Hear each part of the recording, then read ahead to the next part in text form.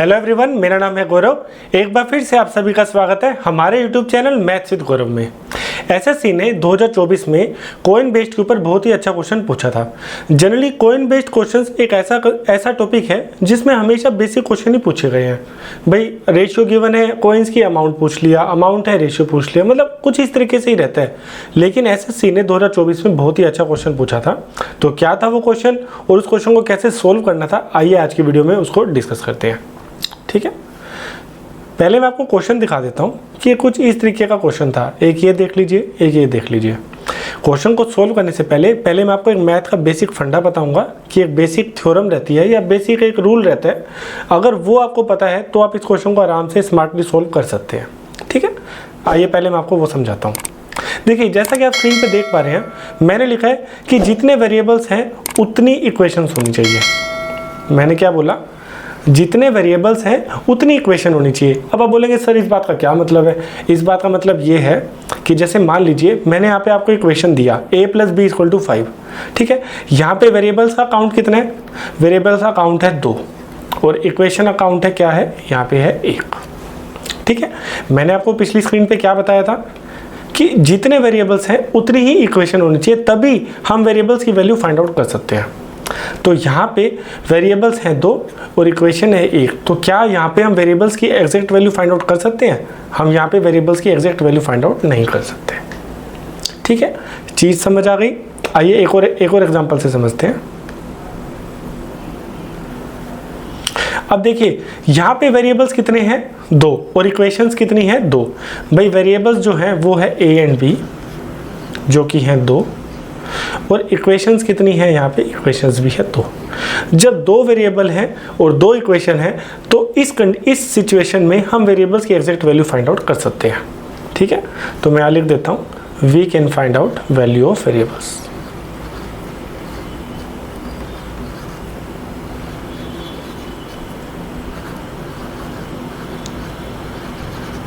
ठीक है, we can find out value of variables. ठीक है, बस मुझे आपको इतना ही समझाना था। अगर आपको ये बेसिक सी चीज़ पता है तो आप इस कोइन वाले बेस्ड क्वेश्चन को आराम से समझ पाएंगे। एक एग्जांपल और देख लेते हैं।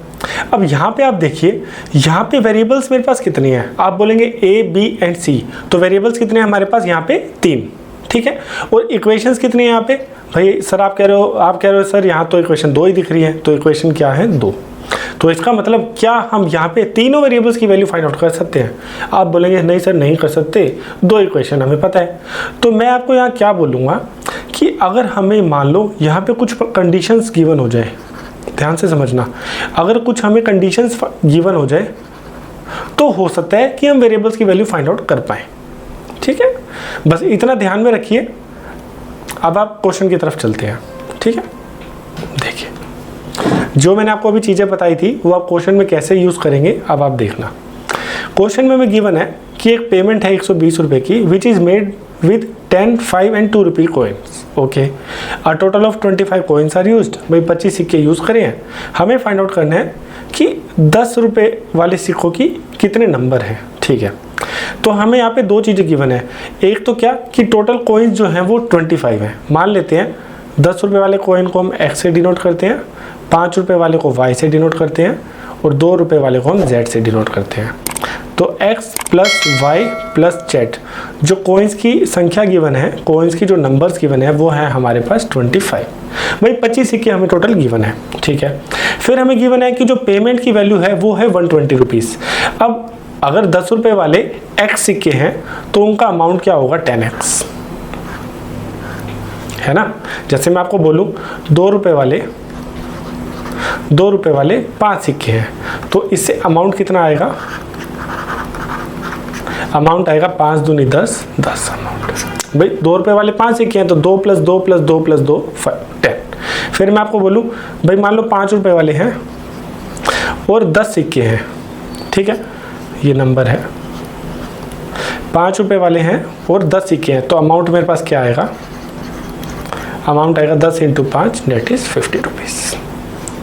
ठीक है, वही चीज़ हमें यहाँ लगानी है। भाई 10 रुपये वाले x सिक्के हैं तो अमाउंट क्या आएगा? 10 × x।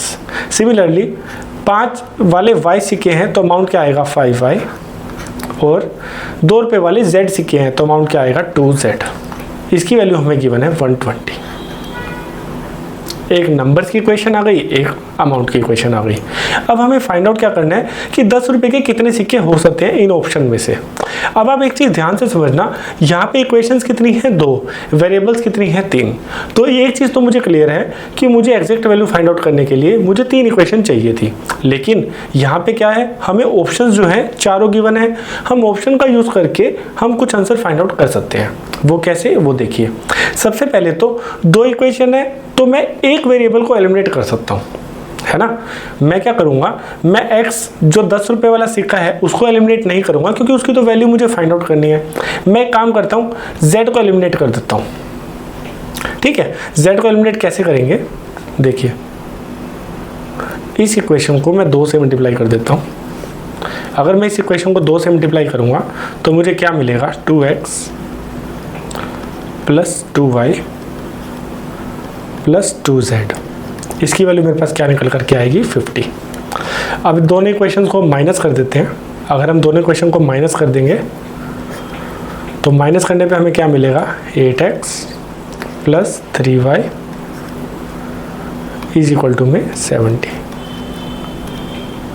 ठीक है, तो इसका मतलब मैंने क्या किया, मैंने एक वेरिएबल एलिमिनेट कर दिया और मुझे जो इक्वेशन मिली वो मिली 8x plus 3y is equal to में 70।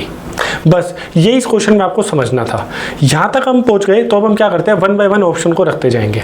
ठीक है, तो सबसे पहले हम ऑप्शन ए चेक कर लेते हैं। अगर मैं x की जगह 6 पुट करूँगा, भाई ऑप्शन ए ले लेता हूँ। अगर x की जगह मैं 6 पुट करूँगा तो यहाँ क्या मिलेगा, 8 6 that is 48 plus 3y is equal to में 70। तो y की वैल्यू मेरे पास क्या आएगी, 22/3, जो कि एक इंटीजर नहीं आ रहा। ठीक है, इसका मतलब जो x की वैल्यू है वो 6 तो नहीं हो सकती। बेसिकली x की वही वैल्यू पॉसिबल होगी जिससे मुझे इंटीजर वैल्यू मिलेगी, क्योंकि जो ये नंबर्स होंगे कोइंस के, भाई x y और z जो कोइंस के मैंने नंबर माने हैं x y और z, ये फ्रैक्शन तो हो नहीं सकते, ये इंटीजर होंगे, है ना। और इंटीजर में भी क्या नेगेटिव नंबर नहीं हो सकते, पॉजिटिव ही नंबर होंगे ना। तो इसका मतलब x y z की जो वैल्यूज होंगी वो हमेशा इंटीजर रहेंगी। तो ऑप्शन ए जब मैंने यूज़ किया तो मेरे को जो y की वैल्यू है वो इंटीजर नहीं मिली। इसका मतलब ऑप्शन ए तो पॉसिबल नहीं हो सकता। ठीक है भाई, अब ऑप्शन बी चेक कर लेते हैं। अगर ऑप्शन बी चेक करेंगे, x की वैल्यू हमारे पास हम 10 मानेंगे, तो ये भी नहीं हो सकता। भाई x की जगह 10 रखेंगे तो 80 आ जाएगा, तो वो भी ऑप्शन पॉसिबल नहीं है, तो b भी हट गया। अब c रख के देख लेते हैं, x की जगह 4, x की जगह अगर हम 4 रखेंगे तो हमारे पास क्या आएगा, 32।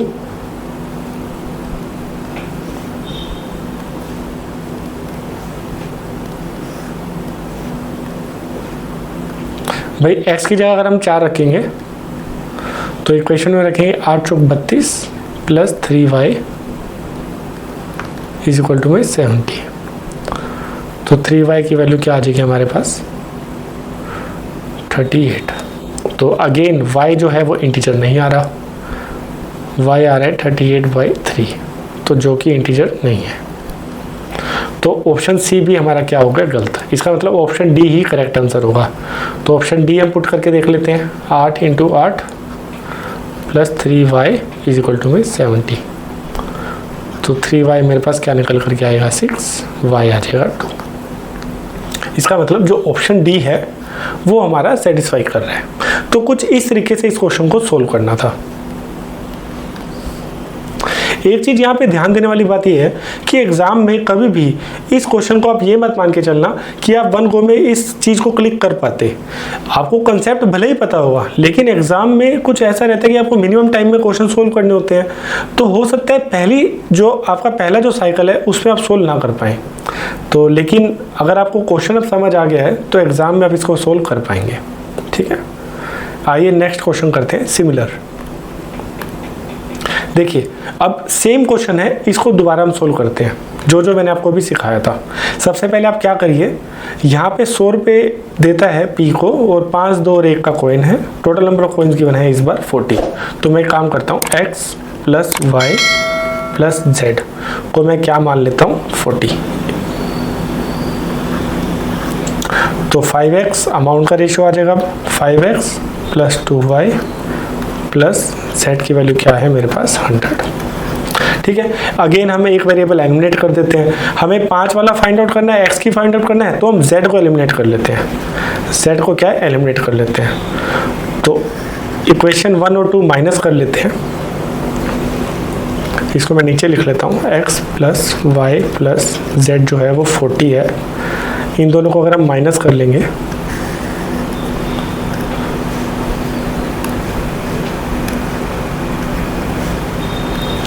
तो हमारे पास आएगा 4x plus y is equal to में 60। अब अगेन आपने x की वैल्यू पुट करनी है और देखना है। अगर मैं x की जगह a पुट करूँगा, पहले मान लेते हैं a ले लेते हैं। a में x जो है वो मुझे लेना है 16। तो 16 सेटिस्फाई नहीं करेगा, 64 प्लस वाई आ जाएगा इज इक्वल टू में 60। तो ये तो पॉसिबल है नहीं, तो ऑप्शन ए हो नहीं सकता। 16 नहीं हो सकता तो बड़ा भी नहीं होगा, सी भी नहीं होगा। अब डी चेक कर लेते हैं। डी में एक्स की जगह 13 रखना है, तो 13 रख दिया। तो 4 × 13 = 52